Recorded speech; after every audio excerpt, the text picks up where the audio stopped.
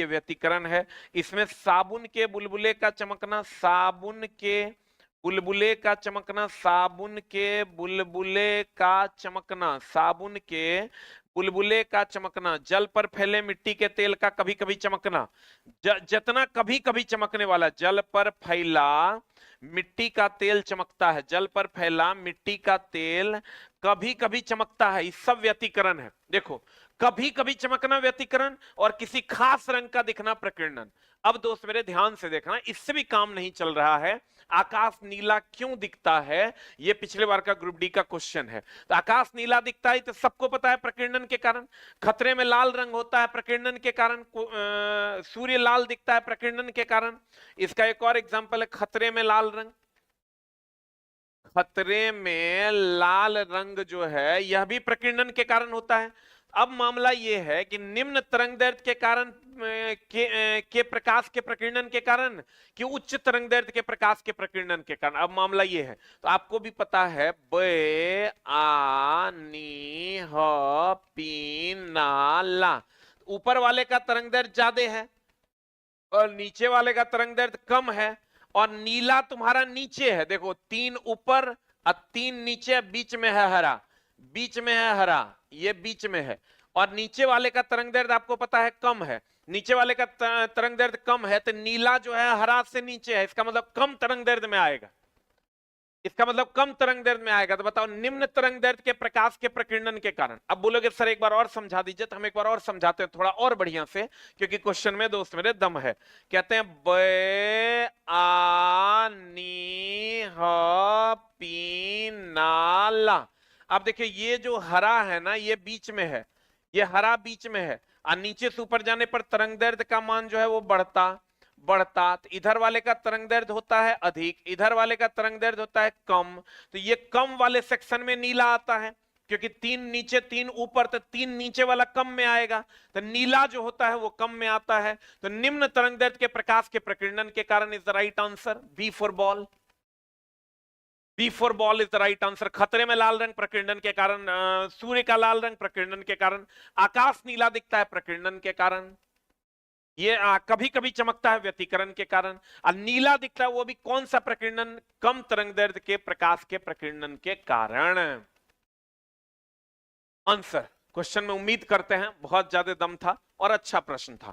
अब thoughts of the day में हम लोग चलते हैं दोस्त मेरे, एकदम याद रखिएगा, ब आ नी ह पी ना ला, नीचे से ऊपर जाने पर चाल और तरंगदैर्ध्य का मान बढ़ता है, और बाद बाकी आवृत्ति, विचलन, प्रकीर्णन, अपवर्तनांक ये सब कम होता है। तो आप हमेशा ध्यान रखिएगा, लाल का तरंगदैर्ध्य जो होता है वो महत्तम होता है, और बैगनी का जो तरंगदैर्ध्य होता है वो न्यूनतम होता है। बैगनी का जो तरंगदैर्ध्य होता है वो न्यूनतम होता है, लाल का तरंगदैर्ध्य महत्तम और बैगनी का तरंगदैर्ध्य न्यूनतम होता है। एक लाइन हमेशा ध्यान रखना, इसमें हम बार बार बच्चों को कहते हैं, ये हमेशा पूछा जाता है, लाल जो है ना वो हमेशा महत्तम तरंगदैर्ध्य, बाकी सब कुछ उसका मिनिमम। लाल का तरंगदैर्ध्य महत्तम, बाद बाकी कुछ भी पूछे लाल का मिनिमम। लाल का जो है तरंगदैर्ध्य महत्तम, बाद बाकी कुछ भी पूछे लाल का, कहेगा लाल का प्रकीर्णन कहेंगे सबसे कम, लाल का विचलन कहेंगे सबसे कम, लाल का अपवर्तनांक कहेंगे सबसे कम। एक चीज और ध्यान रखना दोस्त मेरे, रेले नाम, लाइट जितना ज्यादा पढ़ सको, रेले नाम के वैज्ञानिक ने कहा था कि प्रकीर्णन जो है वो तरंगदैर्ध्य के चतुर्थ घात का व्युत्क्रमानुपाती है। प्रकीर्णन जो है वो तरंगदैर्ध्य के चतुर्थ घात का व्युत्क्रमानुपाती है। अब आ जाओ इधर इधर इधर। निम्नलिखित चित्र में निर्गत किरण क्रमशः किससे दर्शाया जा रहा है? बताओ, निर्गत किरण कह रहा है, आपतित किरण और निर्गत किरण किससे दर्शाया जा रहा है? 2022 का क्वेश्चन है, हम वही क्वेश्चन दिए हैं जो मेरे, जिसमें आपको दिक्कत होगा। आपतित किरण तो ये जो आ रहा है ये आपतित किरण है, ये आपतित किरण है, बहुत बढ़िया। अब कह रहा है ये निर्गत किरण कौन है, जल्दी बताओ। निर्गत किरण ये है दोस्त मेरे, ये निर्गत किरण है, और ये आपतित किरण जो ऐसे जा रहा है, ये जो निर्गत किरण है इसके बीच का कोण, ये यहां से यहां तक ही चल गया आपतित किरण।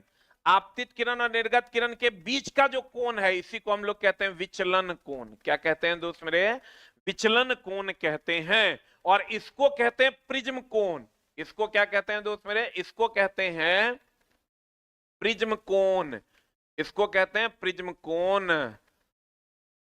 ये आपतित किरण है, ये निर्गत किरण है, ये दोनों के बीच का कोण को विचलन कोण कहते हैं। ये दोनों भुजा के बीच का जो बना कोण है इसको हम लोग प्रिज्म कोण कहते हैं। इसको हम लोग क्या कहते हैं दोस्त मेरे? प्रिज्म कोण कहते हैं। आपतित किरण और निर्गत किरण के बीच का कोण विचलन कोण, एंगल ऑफ डेविएशन कहलाता है। और प्रिज्म एंगल, दो भुजाओं के बीच का जो कोण है इसको प्रिज्म कोण कहते हैं।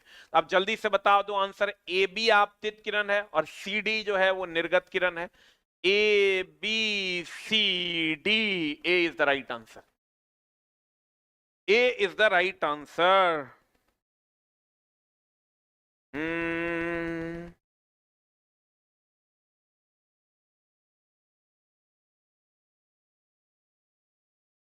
अगला अगला अगला, the next one is the अगला is, अगला देखो क्या कहता है कॉन्सेप्ट ऑफ द डे में, एकदम बढ़िया से देख लो दोस्त मेरे। अवतल दर्पण हो, उत्तल दर्पण, ई याद रखना, यू का मान साइन कन्वेंशन, जितना लाइट पढ़ सकते हो पढ़ना, लाइट चैप्टर फिजिक्स में सबसे ज्यादा इंपॉर्टेंट है। यू चाहे वो अवतल दर्पण हो, कोई भी दर्पण हो, कोई भी लेंस हो, यू का मान निगेटिव होगा। कोई भी दर्पण या लेंस होगा, यू का मान हमेशा निगेटिव होगा। कोई भी दर्पण, कोई भी लेंस होगा, यू का मान निगेटिव होगा। एकदम रिवाइज कर लो इस बात। यहां तो दर्पण है, तो दर्पण हो, कोई भी दर्पण, कोई भी लेंस हो, यू हमेशा निगेटिव होगा। रही बात भी की, तो भी में वास्तविक होगा। भी में अगर दर्पण के केस में अगर काल्पनिक होगा तो पॉजिटिव, वास्तविक होगा तो निगेटिव। उत्तल में तो खाली काल्पनिक होता है तो पॉजिटिव। और रही बात एफ की, एफ में ध्यान रखना दोस्त मेरे कि एफ में अ लगा हुआ होगा, चाहे वो दर्पण हो या लेंस हो, अ लगा हुआ होगा तो निगेटिव, ऊ लगा हुआ होगा तो पॉजिटिव।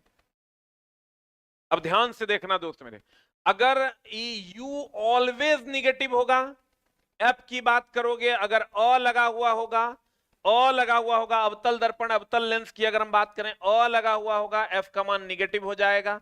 ऊ लगा हुआ होगा, एफ का मान पॉजिटिव हो जाएगा।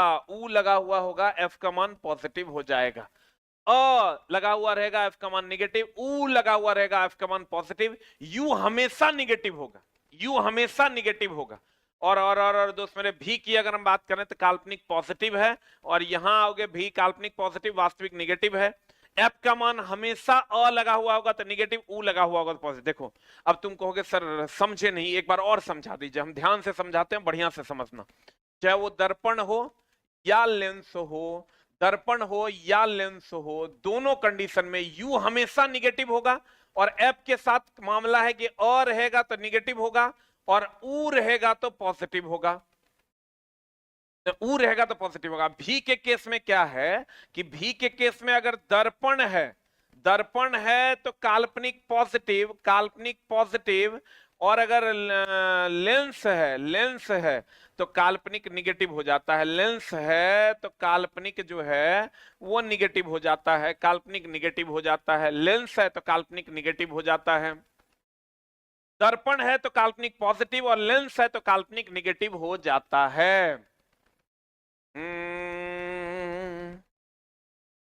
इसका ठीक उल्टा हो जाता है दोस्तों ने वास्तविक के केस में। भी की अगर हम बात करें, भी की अगर हम बात करें, दर्पण है, दर्पण है, अगर वास्तविक है, वास्तविक है, वास्तविक है तो निगेटिव। और अगर लेंस है, लेंस है, वास्तविक है तो पॉजिटिव। बस इतने बात याद रखना है। कुल मिला के खाली भी का मान खाली पता करना है, भी का मान खाली याद रखना है, खाली भी का मान याद रखना है दोस्त मेरे, खाली भी का मान याद रखना है। दर्पण के हो कि लेंस हो, यू हमेशा निगेटिव होगा।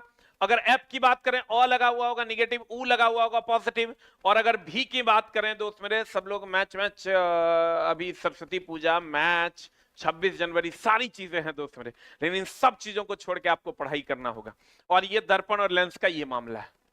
अगर आप इसको ध्यान रखते हैं तो यू तो कुछ करना ही नहीं निगेटिव सबके केस में, और अ लगा हुआ होगा तो एफ निगेटिव, ऊ लगा हुआ होगा तो एफ पॉजिटिव। आ जाओ इधर। त्रिकोणीय कांच के प्रिज्म के दो पार्श्व फलकों के बीच, अभी तुरंत बताए थे, ये त्रिकोणीय कांच का प्रिज्म है, इसके दो फलक, एक फलक ये और एक फलक ये, के बीच के कोण को प्रिज्म कोण कहते हैं। दो फलक के बीच के कोण को क्या कहते हैं दोस्त मेरे? प्रिज्म कोण कहते हैं। चलो कॉन्सेप्ट ऑफ द डे में इसको जरूर ध्यान रखना दोस्त मेरे, ये आपके लिए इंपॉर्टेंट है।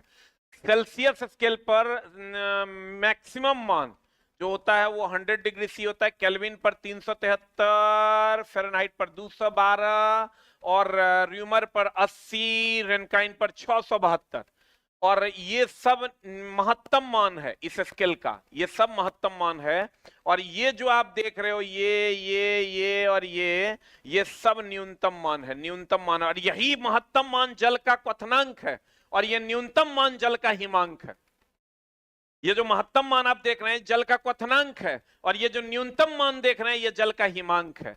यानी यानी यानी यानी यानी यानी यानी यानी अगर हम बात करें क्वथनांक कहेगा तो 100 डिग्री सी यही बराबर होता है 373 केल्विन, यही बराबर होता है 212 डिग्री फ़ारेनहाइट, यही 80 डिग्री सी, यही 672 केल्विन रेनकाइन। और फिर यही अगर सेल्सियस पे 0 degree C 273 Kelvin, 32 degree Fahrenheit और 0 डिग्री आर, 0 डिग्री आर, यही मेनली सेल्सियस केल्विन और फ़ारेनहाइट र्यूमर में पूछता है। एसआई मात्रक जो है वो एसआई मात्रक केल्विन है, एसआई मात्रक केल्विन है और सीजीएस मात्रक जो है वो डिग्री सी है। ये ध्यान रखिएगा दोस्त मेरे, सब मैक्सिमम मान जो है जल का क्वथनांक है और सब मिनिमम मान जो है वो जल का हिमांक है। अपवर्तनांक निम्नलिखित में से देखो अपवर्तनांक किससे संबंधित है?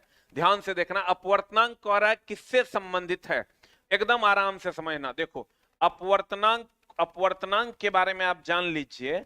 और ये माध्यम है, मान लीजिए ये माध्यम है, ये माध्यम है और माध्यम का ये अपवर्तनांक है। ध्यान से एकदम दोस्त मेरे ध्यान से देखिएगा। अगर अगर अगर अगर निर्वात है, अगर निर्वात है तो निर्वात का अपवर्तनांक होता है 1। हवा है, हवा का होता है 1.008। कांच है, पानी है, पानी